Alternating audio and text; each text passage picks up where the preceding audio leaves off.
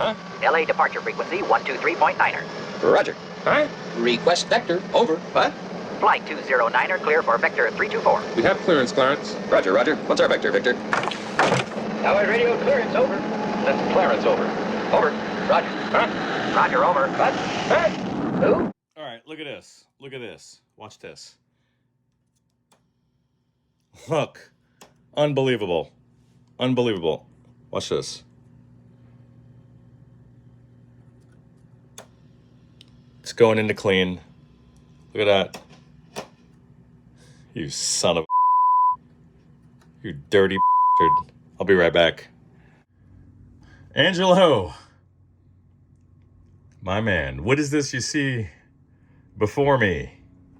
We see before me. What are we looking at? We're looking at a separate and distinct channel. Well, actually, the Mark IV is actually one channel. A lot of people don't know that.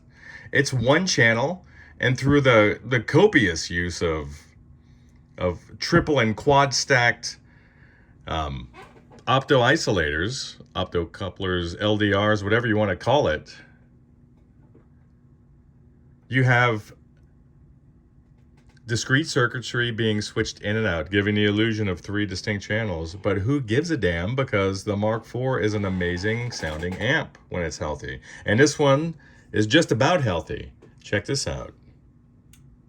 Lead, rhythm 1, rhythm 2, all by itself, and lead.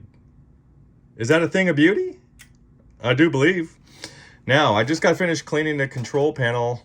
I have to do the sockets, the rest of the pots, the jacks, the whole thing that I discussed with you. There's a lot of dust sitting in here. But what was wrong? I guess that's what everybody wants to know. By happenstance, because I can't find a schematic of the switching matrix in this guy. By happenstance, and through the prodigious use of some expert level chopstickery, I was able to locate with this guy. This is one of my favorite ones too. I don't know if you can see that. Here's a little non sequitur into cool. Come on. We're not going to get this thing. There it is. It's coming. It's supposed to be a Japanese dragon. Anyway. These guys here. And my phone is malfunctioning. Just not focusing anymore. This stack of three Vactrols was the issue. The guy on top was pushed back a bit, and his leads were shorting against the adjacent one's leads, the one actually below him, and it was blending the channels together. I wish I could tell you that through some wizardry, or some obscure class from my educational background came to the rescue, and my mastery of engineering and all that stuff. That didn't save the day. What saved the day was doing the basic chopstick stuff that you guys should all be doing. You should have a nice chopstick like this. Get in there and chopstick. Get in there and separate leads. Make sure things aren't shorting together. And that's what was going on there. You have a little mechanical buzz from the power transformer. Not uncommon on these guys.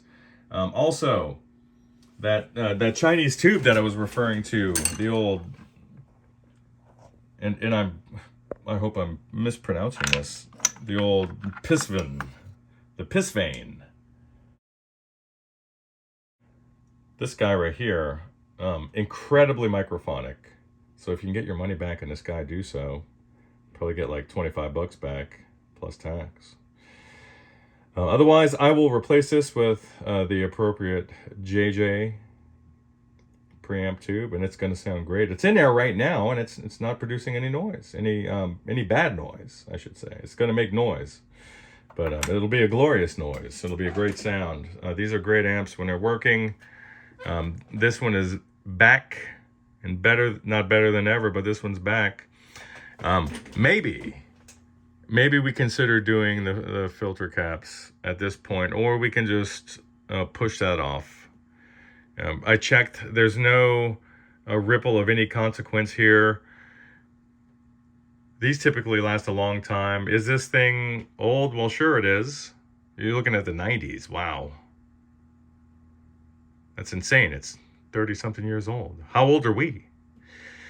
So we can push that part of the service back until it starts acting up. Or I can just do it. But, you know, that'll warrant a phone call. Well, I'll talk to you soon. Bye.